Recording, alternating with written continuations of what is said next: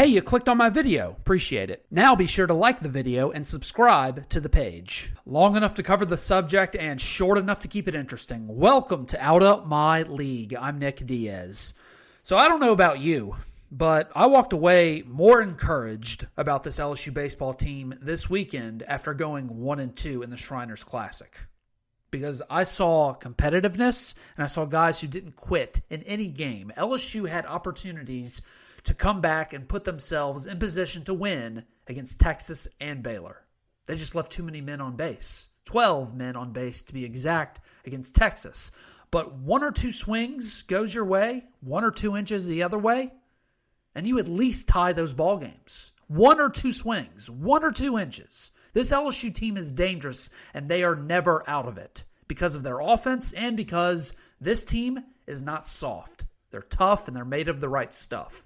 Now, the biggest concern for LSU all offseason was the pitching staff. How many legit starters are they going to have? Is your bullpen really good enough? Well, I don't know about you, but they are exceeding my expectations. Despite, a sluggish start, a shaky start from Ty Floyd at the beginning of the Texas game, I was very impressed. Very impressed. And Mikael Hilliard, he didn't even pitch this weekend. But here is the turd in the punch bowl. LSU's fielding is atrocious. Like, it's bad news bears atrocious. 10 errors in 3 games. And it's been this bad all season long. This is no longer a wet turf, cold turf against, a good, scrappy Louisiana Tech team. No, it's been bad all season long, and it got exposed even more this past weekend.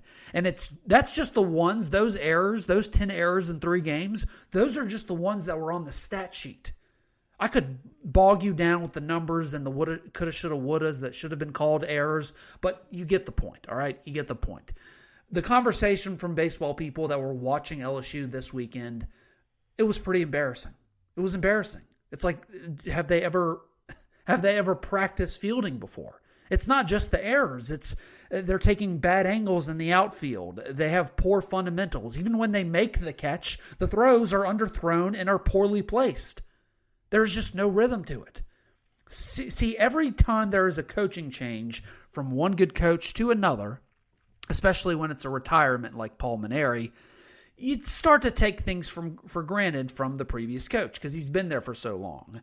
And what LSU fans are starting to realize about Mainieri is he was a really, really, really good fielding coach. Jay Johnson is not. Now, we knew this about him going forward, that he relies on his assistants to do that for him. So how do they fix it? How does LSU fix it? Well, let's get this out of the way. You can improve fielding as the season goes along. LSU probably won't be great at it this season, but it is a fixable problem. It's much easier to fix in season than, say, hitting or pitching problems. You kind of are what you are. But it's also time to put people's nuts on the chopping block because this thing is ridiculous. So the first thing LSU needs to do, Jacob Berry has to go to DH. He was a DH at Arizona because he was a liability at fielding. He was a defensive liability in the Pac-12, and he's going to be one in the SEC. I don't care if he's a top MLB prospect this year. It ain't because of his fielding. It's because Berry is the best switch hitter Jay Johnson has ever seen in the college game. But for some reason, now I'm hearing people say, well, you can't put Jacob Berry at DH. Jay Johnson promised him a place on the defense. How was Jay Johnson supposed to do that? Well, it's pretty easy. Here's how. Hey, Jacob Berry, you suck at fielding. Here are the stats, and here's the tape to prove it. So go back to DH. See? That was easy. And if Jay Johnson promised him a starting spot in the field, that's a mistake. You don't promise him a starting spot. You promise him a chance to be a starting spot on defense. And if he offered him a chance to be a defensive starter out in the field and not just a DH, well, Berry has blown that chance against bad and good competition. It's just, it ain't there. It wasn't there before. It ain't there now. Well, what about Braden Jobert at DH? He's one of the biggest, baddest bats you have in the lineup. Oh, really? Braden Jobert? You mean the guy who went 1 for 9 this weekend? I know it's just one weekend where he went 1 for 9, but is the SEC pitching going to be worse or is it going to be better than what Braden Jobert saw against Baylor and Oklahoma? That's what I thought. The second thing LSU needs to do is put Giovanni DiGiacomo back at the starting outfield.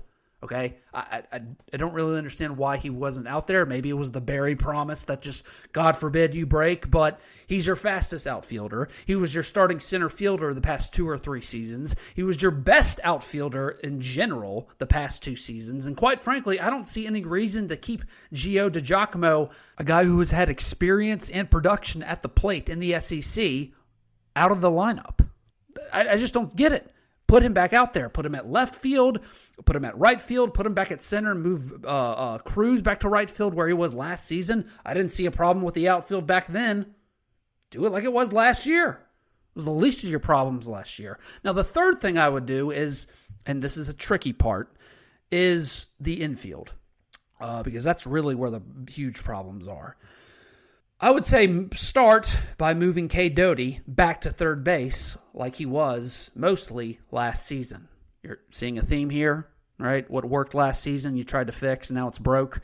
Through 12 games so far this season, Cade Doughty already has the same number of errors at second base than he did in total all of last season playing third base. This may sound insane, but maybe you should just move him back to third base. Well, what do you do with second base? Well, that's basically the same song, different verse. Jack Merrifield, who is currently the primary third baseman so far through 12 games, he currently, through those 12 games, has 4 errors on the season. Last season, Merrifield played at LSU Eunice, and he was the starting second baseman, where as the starting second baseman for LSU E, he had 3 errors all season long on 235 attempts. He almost had a perfect fielding percentage last year at LSU and he was named the Junior College Defensive Player of the Year. 3 errors in 235 attempts. I don't care if that's Little League or that's JC. That's a pretty damn impressive stat. So maybe put Merrifield at the position that got him an LSU scholarship in the first place. What do you do with Jordan Thompson at shortstop? Well, that's really the tough thing because I don't know if I have a clear answer for that. Jordan Thompson has the worst fielding percentage and the most errors currently on your team. And he's your starting shortstop. But Jay Johnson said he was the most improved player in the offseason on the team. Now that's perplexing, seeing as he wasn't even remotely this bad at any point as a true freshman last year at shortstop. The only thing I can come up with Jordan Thompson is that either this is just a crazy slump and he's going to work through it, or you add a defensive replacement in games for him, like, say, a Collier Cranford, for example. I don't know, but you can't take him out of the lineup because he's doing well. He won you the damn game in a walk-off home run against OU. So I don't have any answers for Jordan Thompson at the moment. No clear answers for Jordan Thompson.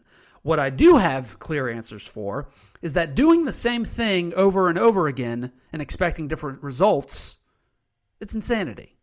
So you still have time to tinker.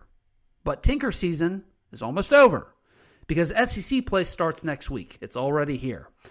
And tomorrow against McNeese State and this weekend series against, who are they playing? Daniel Cook, Nathan Lane, Dane Cook. I don't give a shit. I don't care who it is. LSU doesn't have a lot of time to experiment after this weekend. So, hopefully, we see Jay Johnson tinker the shit out of the infield starting tomorrow. Thanks for listening to Out of My League. If you like what you heard, be sure to like, share, and subscribe, or follow me on Twitter and Facebook in the description link below.